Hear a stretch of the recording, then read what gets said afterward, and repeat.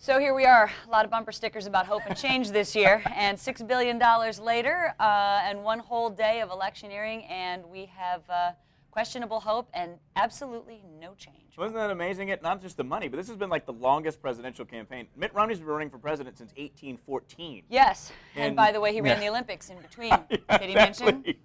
And when I was running the Olympics, guess what I did? I solved the budget crisis. He did. Yeah. Well, but that brings up an important issue, because if we don't have any hope and change, and let's look at that. We have the same president, fine. Same House, give or take a couple of members. Yeah. Same Senate, and that is controlled by the Democrats. Yeah. So what actually has changed? And that being said, what's going to change with all these issues we got to talk about? We got debt, taxes, jobs.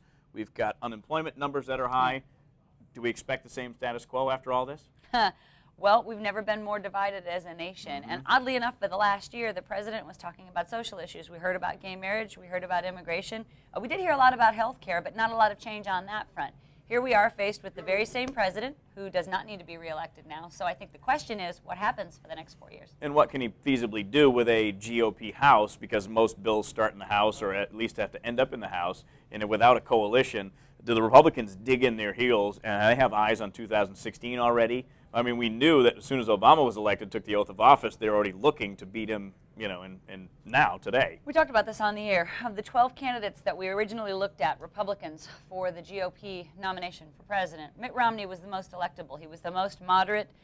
He came from good states. He was good looking. He looked presidential. And he was moderate enough on all of the issues. And if he can't get a foothold, I mean, if at 9:17 Arizona time we were able to call it for Barack Obama, what does that say about the future of the party? I don't know. If I'm a Republican, I'm not very excited about it. Another thing that scares me about Mitt Romney is that he never really gained traction until that first debate. And this is a time where, like you said, that 50% do not like Barack Obama at all. Looking for something else. Exactly. So if you're that enthusiastic and you're that ready to go, and you still don't get the Electoral College in your favor, I don't know what that means for your long term. I think you got a number of issues. I think they have problems. Republicans have problems reaching out to women and Latinos in particular, because I don't, going to the black vote road, I don't think that's something Republicans even want to do. But the Latino position is something they need to fix, and going after you in particular as a female should be a priority for them. Women and Hispanics, it comes down to that. If that's the future, and if you're going to bring up women's reproductive issues in 2012, where do we go in 2016? I think it's a new low. But we talked about it on the air, and we talked about the future of the Hispanic vote and the growth there. Women were staying the same. We're still going to be about 51% of your population. But your Hispanic vote, and by the way, in 4 years, they will grow exponentially, have to be something to be reckoned with. And if the Republicans want to widen that tent, it's the only way to do it. Well, you don't want to be the shrinking party. Exactly. We had Dr. Mike O'Neill, political expert, on. He said, look, you look at the Latino population where it's growing. You've got Colorado that's switching sides. It's a purple state, but probably will become blue. Nevada's another one. Used to be a solid red state. New Mexico used to be a solid red state for Republicans. Already flipped. Arizona, we're right next door to all those states with a huge influx of a Hispanic population. We could change. You look at Texas, all solidly Republicans, all help them not only win congressional seats, Senate seats, but the presidency as well. If those all start to change, Republicans stand pat, they're never going to win a major office for a long time. Yeah. We've had two senators here for a long time in the state of Arizona. One of them is leaving. John Kyle is leaving. Looks like Jeff Flake will be the new senator. He's got some interesting ideas on immigration. They don't always fit in with the Republican tent. That could be a good thing. John McCain's always been moderate on immigration, and he's paid the price for it in the past. You and I have talked about the fact that the scariest races for John McCain have been the primaries. When he's taken on by somebody from the right, that's where he's spent his money in the past. That's a clear indicator that he knows where the race is, but it's not a good indicator of the future. No, and it's not. And you've seen around the country, Utah, Mike Lee knocked out Bob Bennett. It's not Bob Bennett. What's his name? The Utah guy. Whatever, it doesn't matter. He was incumbent for a long time. Richard Luga, Indiana.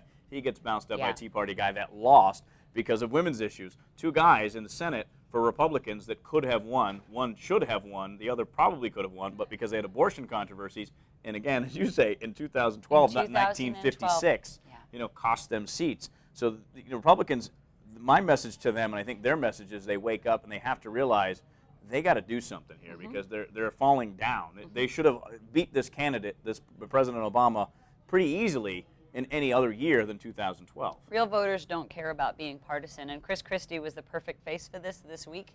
When asked by Fox News as he's standing on the Jersey Shore, which has been decimated by a hurricane, well, how do you think this factors into the election? He said, I don't give a damn about the election. I don't give a damn about politics. I have bigger issues here. The Republicans better get that message too.